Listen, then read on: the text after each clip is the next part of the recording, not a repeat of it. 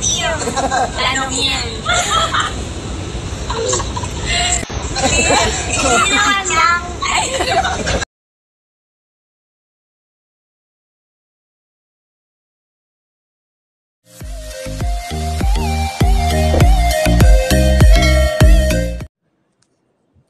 Update sa pagsugod kay Kim Chiu sa emergency room. Samantala kanina may update na nga si Kim sa kanyang IG story, ipinost kung saan ay okay. Nag-thumbs up na nga si Kim Chiu na all good. So ibig sabihin okay na si Kim, mabilis nga naman ay isinugod nga kanina si Kim kaya naman ay okay na siya ngayon.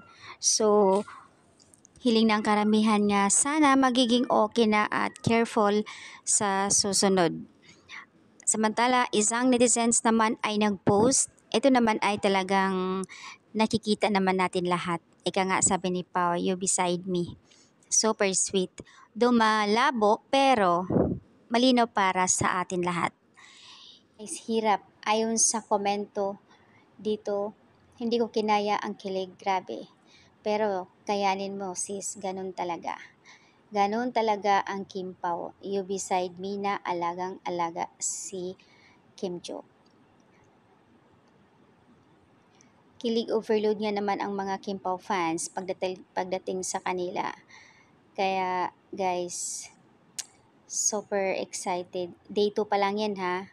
Dami ng mga behind the scene. Marami ng mga behind the scene na ipinakita nga ng mga Kim Pao fans. Siyempre, sino bang hindi kikiligin doon? Kataga lagi ni Pao, you beside me. Dahil sa fast recovery ni Kimi na sa kanyang IG story, okay na.